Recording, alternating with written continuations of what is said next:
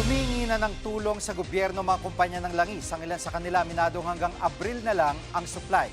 Live mula sa TV5 Media Center, nangunguna sa balita si News 5 Cent correspondent Mayan Los Baños. Mayan, ano nung oil companies ang hanggang katapusan na lang ng Abril ang supply? Oo, Jiggy.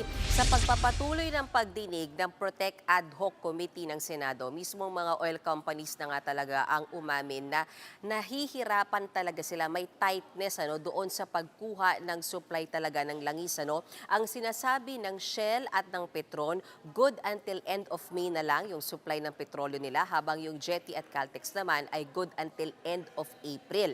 Ang problema, after ng end of April at until end of May, walang confirmation kung may darating pang supply ng petrolyo sa ating bansa. Narito ang bahagi ng pahayag ng mga kinatawan ng oil companies na yan. To echo what Mr. Nepomuceno and Kunbon has mentioned when it comes to the tightness in supply.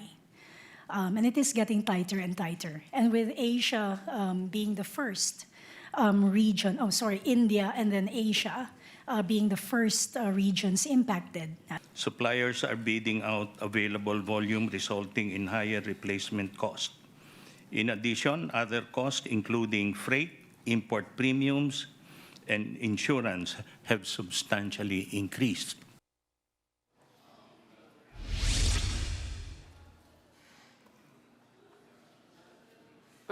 Jiggy, kahapon lang nang sabihin ng Pangulo na good pa for 45 days yung ating supply ng produktong petrolyo, and supposedly after that, inaasahan na tuloy-tuloy yung pagdating ng supply ng langis. Pero ang sinasabi ng oil company sa pagdinig ng Senado kanina, teka muna, wait and see mode daw talaga sila kasi wala ngang confirmation kung may darating pa sa end of April or end of May. Gayunpaman, ginagawa daw lahat ng oil companies yung kanilang makakaya para makapag-import ng supply ng produktong petrolyo, pati nga raw yung mas mababa na kalidad, yung Euro 2, ay pinapatos na nila basta magkaroon lamang tayo ng dagdag na supply na langis, Gigi. At bukod sa sitwasyon sa Strait of Hormuz, ano ang nagpapahirap dito sa mga oil companies sa paghanap o pagkuha ng supply, Mayan? Tama ka, Jiggy. Aside from dun sa pag-close ng Strait of Hormuz, ang pinaka parang problema talaga ngayon ng oil companies ay dahil dumadami yung mga bansa na nagdedeklara ng export ban. So ano bang ibig sabihin yan? Hindi na sila nagtitinda o hindi na sila naglalabas ng kanilang produktong petrolyo dahil syempre uunahin nila yung kanilang mga sarili. Ang problema, yung mga bansa na yan na nag-export ban ay China, Singapore, Thailand, dyan tayo kumukuha ng ating supply. So ang sinasabi ng mga oil companies, nahihirapan sila. So humihingi na sila ng saklolo sa gobyerno sa pamagitan ng government-to-government negotiation. So paano ba mangyayari dyan, Jakey? Ang pakiusap ng oil companies, kausapin ng gobyerno natin, yung gobyerno ng ibang bansa na may reserbang langis, pakiusapan, baka naman pwede pa silang magbenta sa atin. Narito yung bahagi ng hearing na diniscuss yung particular issue na yan. Pakinggan natin, Jakey.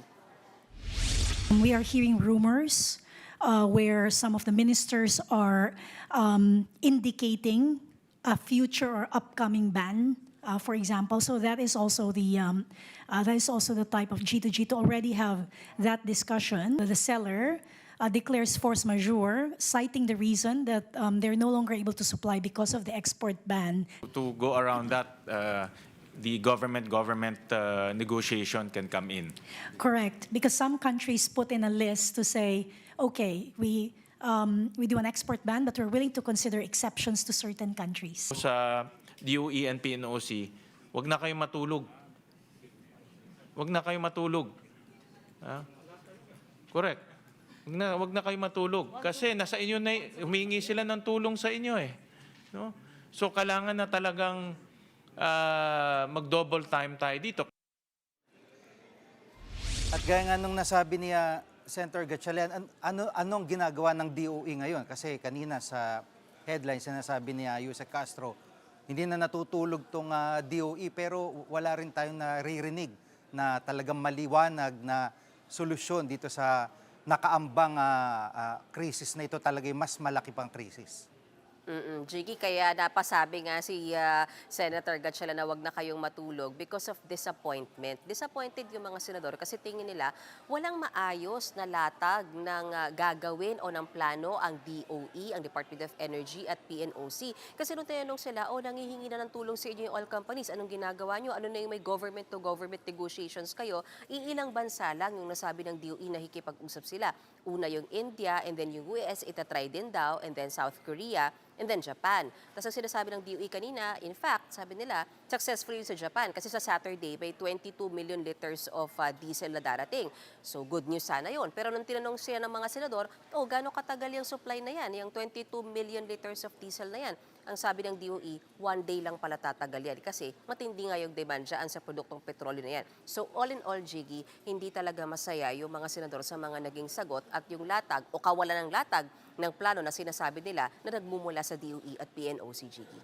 At ngayong may emergency powers ng Pangulo at nakikita na rin, no, napoproject nila na hanggang Mayo, Abril na lang itong supply ng langis, di ba? Parang may gamit pa ba ito? Kasi ang tagal ipatupad eh.